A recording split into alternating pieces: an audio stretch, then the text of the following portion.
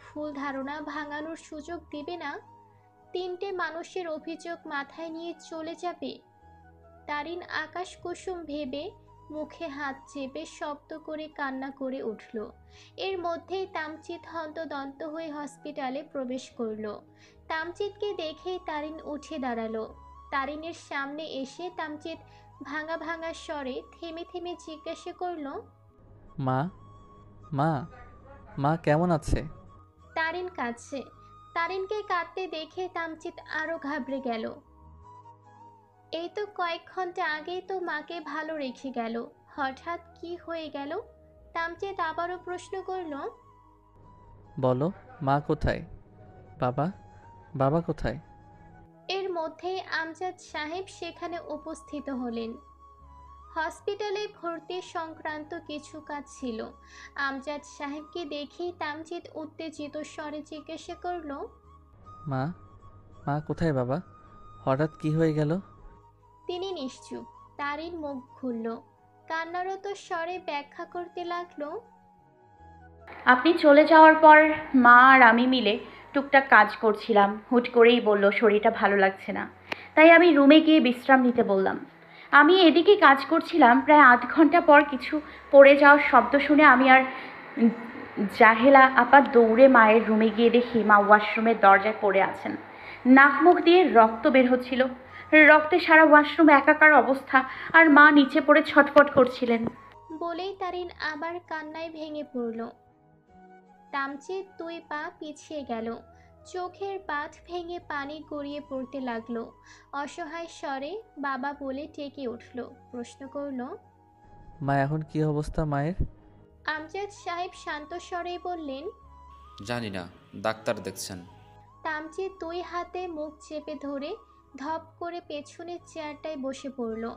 তারিন ঠিক বুঝতে পারল তামজিদ কাঁদছে। আমজাদ সাহেব তামজিদের পাশে বসতে তামজিদ 2 হাতে তাকে জড়িয়ে ধরল। তারিনও আজ কাঁদছে। কাঁদতে কাঁদতেই বলল, আপাকে খবর দেওয়া হয়নি। আমজাদ সাহেবের হুঁশ ফিরে আসলো।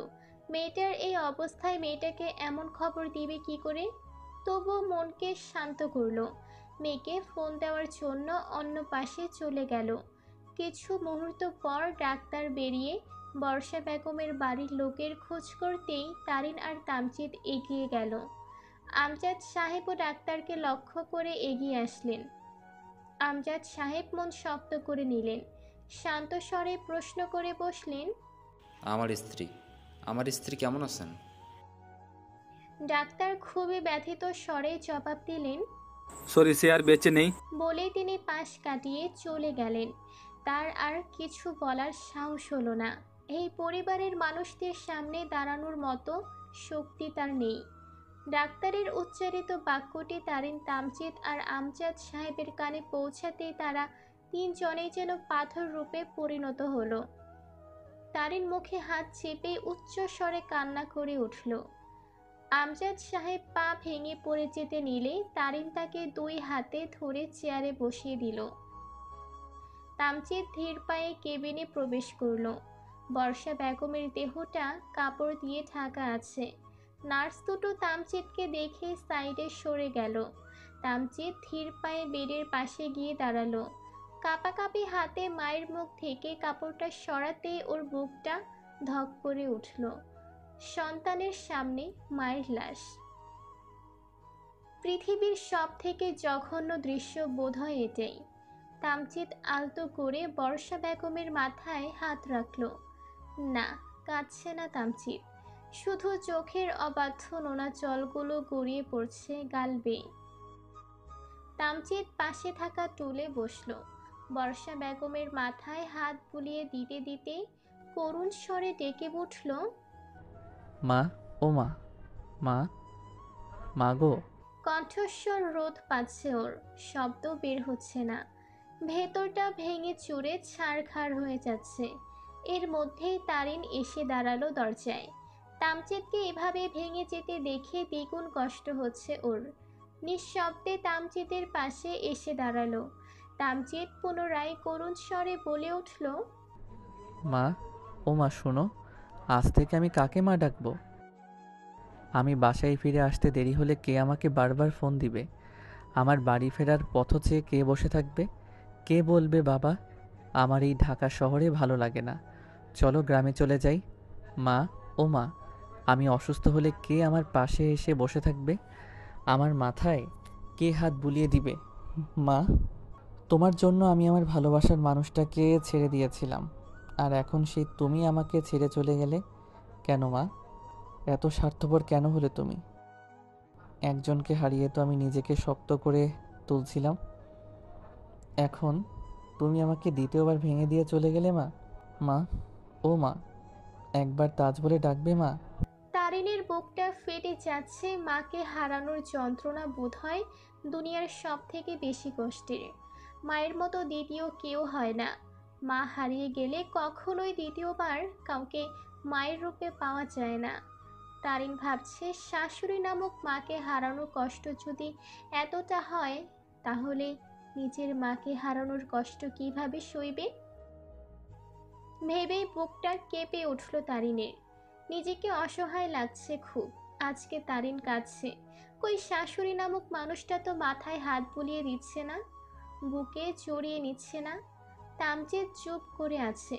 কিছুক্ষণ থেমে পুনরায় বলতে লাগলো, মা, মা, মা, একবার উত্তর দাও না, আমার অনেক কষ্ট হচ্ছে মা। তোমার তাজের বুক ফেটে যাচ্ছে মা, তোমার শক্ত ছেলেটা ভেঙে গেছে মা, তুমি এভাবে কেন চলে গেলে মা? আমি তো কয়েক ঘন্টা আগেও তোমাকে ভালো দেখে গেলাম মা, হঠাৎ কি হয়ে গেল মা? আমাকে শেষবার কিছু বলে যেতে পারতে মা, একবার তাজ বলে ডাকতে পারতে মা। আমি নিজেকে কিভাবে বোঝাবো মা? আমার মাকে আমি শেষবারের মতো একটু দেখতে পারলাম না মা, এই যন্ত্রণা কিভাবে সহ্য করব মা? তুমি তো আমাকে একা করে দিয়ে গেলে মা। তারিন আর সহ্য করতে পারল না। তামজিদের কাঁধে হাত রাখলো আলতো করে। তামজিদ এবার চোখ তুলে তাকালো তারিনের দিকে। তামজিদ মুখে হাসি টানলো, বলল, তারিন, তোমাকে আমার মা ভুল ভাঙানোর সুযোগ দিল না, অভিযোগ কাঁধে নিয়ে চলে গেল। নিজের স্বামীকে তার প্রাক্তন জড়িয়ে ধরে মাথায় হাত বুলিয়ে সান্ত্বনা দিয়ে যাচ্ছে। দৃশ্যটা ঠিক সহ্য হলো না তারিনের। তামজিদ বারবার দিশাকে সরিয়ে দিচ্ছে দুই হাতে। তারিন অনেকক্ষণ ধরে দৃশ্যটা চুপচাপ দেখছিল। বর্ষা বেগমকে দাফন করার জন্য গ্রামে নিয়ে আসা হয়েছে। সবাই এসেছে, শুধু তামজিদের বোন তানহাকে আনা হয়নি। তানহার ডেলিভারি ডেট মাত্র সপ্তাহ খানেক পর।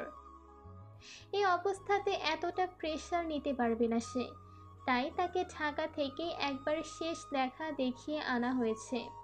তারিন গ্রামে আসার পর থেকে নিজের মাকে জড়িয়ে ধরে রেখেছিল, এক মুহূর্তের জন্যেও ছাড়েনি। দিশা কোথা থেকে খবর পেয়ে এখানে এসেছে কে জানে। এসে থেকেই তামজিদের পাশে থেকে ওঠেনি। ভদ্রতার খাতিরে শোকের বাড়িতে কোনো ধরনের ঝামেলা করতে চাচ্ছিল না তারিন, তাই এতক্ষণ কিছু বলেনি। কিন্তু এবার আর সহ্য করতে পারল না। উঠে গিয়ে তামজিদের কাঁধে হাত রাখলো। তামজিদ তারিনকে দেখেই শান্ত স্বরে বলল, আমার পাশে বসো, কোথাও যেও না। তারিন এবার যেন মনে শক্তি পেল। দিশার উদ্দেশ্যে শান্ত স্বরে বলল, দিশা আপু, আপনার না আজকে ইন্ডিয়া চলে যাওয়ার কথা? দিশা শান্ত বাক্যে উত্তর দিল, হ্যাঁ, চলে যাব। আমার একটু সমস্যা ছিল, তাই যাওয়ার ডেট একদিন পিছিয়ে দিয়েছি। তারিন সে বিষয়ে আর কথা বাড়ালো না, সরাসরি বলে উঠল, দেখুন দিশা আপু, আমাদের শোকের মাঝে আজকে কোনো রকম সিন ক্রিয়েট করবেন না প্লিজ। কালকে থেকে আমি আপনাকে যথেষ্ট সুন্দর ব্যক্তিত্বের মানুষ হিসেবে জেনে আসছি, তাই এমন কোনো কাজ করবেন না যেটা আপনার ব্যক্তিত্বকে খারাপ বানিয়ে দেবে। আপনি আমাদের এই শোকের দিনে আমাদের পাশে থাকতে এসেছেন, আমি খুশি হয়েছি, কিন্তু বারবার আমার স্বামীকে এভাবে স্পর্শ করবেন না, আমার সেটা ভালো লাগে না। দিশা প্রতি উত্তরে বেশ শান্ত গলায় জবাব দিয়ে উঠল, তাজ আমার বেস্ট ফ্রেন্ড, তাই আমি ওর সাথে ফ্রেন্ডলি বিহেভিয়ার করছি। তারিনও বেশ শক্তপোক্ত স্বরে বলল, আমি এই ব্যবহারকে বন্ধুত্বপূর্ণ মনে করলেও গ্রামের সবাই সেটা করবে না। বিষয়টা দৃষ্টিকটু লাগে বেশ, দয়া করে একটু সরে বসুন। দিশা কোনো কথা না বলে চুপচাপ সরে বসলো, কিন্তু তামজিদ আর সেখানে বসতে চাইল না। তারিনের উদ্দেশ্যে বলল। বাবা কোথায়? তারিন ছোট্ট করে উত্তর দিল। বাবার রুমে আছেন, বাবার প্রেশার লো হয়ে গেছে। বাবার কাছে চলো। বলেই তারিনের হাত ধরে নিয়ে ঘরে চলে গেল। দিশা তৎক্ষণাৎ আর বসে থাকলো না, নিজেকে নিজের গন্তব্যের উদ্দেশ্যে বেরিয়ে পড়ল। তামজিদ ঘরে আসতেই আমজাদ সাহেবকে বিধ্বস্ত অবস্থায় দেখে কেঁপে উঠল। আমজাদ সাহেবের পাশে গিয়ে বসল। ছেলেকে দেখে তিনি কঠিন শোকে মুষড়ে পড়লেন।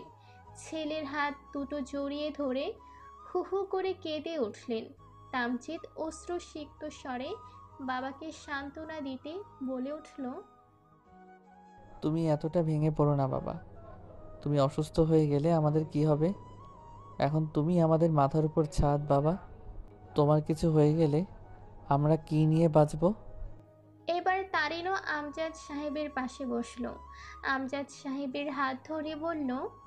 সেই বিয়ের দিন থেকে আপনি আর মা আমাকে আগলে রেখেছেন। নিজের পরিবারের অভাব, বাবা মায়ের অভাব বোধ করতে দেননি। মা তো আমাকে সংসার বুঝিয়ে না দিয়ে চলে গেল। এখন আপনিই আমাদের সম্বল বাবা। আপনি না থাকলে আমরা কি নিয়ে থাকবো? আপনাকে নিয়েই মায়ের সব থেকে বেশি চিন্তা ছিল।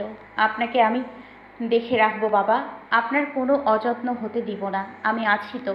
আপনি, আমরা সবাই মিলে মায়ের সংসার খুব যত্নে আগলে রাখবো।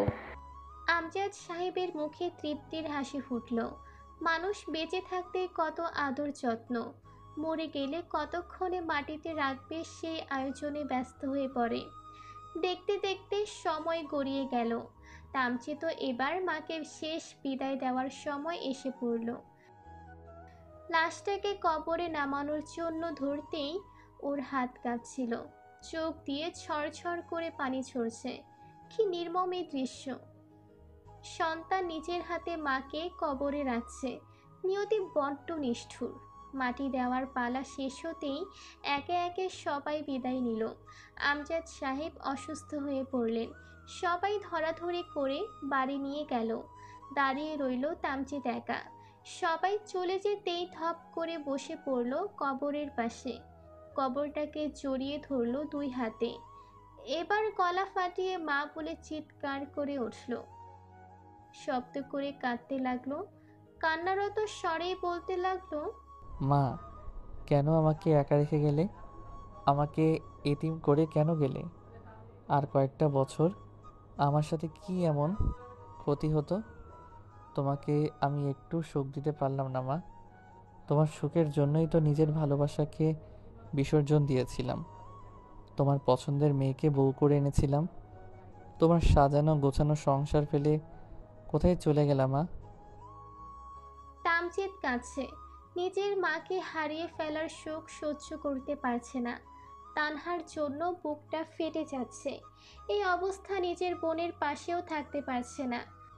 সব দিকের শোক সহ্য করে কি করে মানুষ? তামজিদও পারছে না, হাঁপিয়ে গেছে।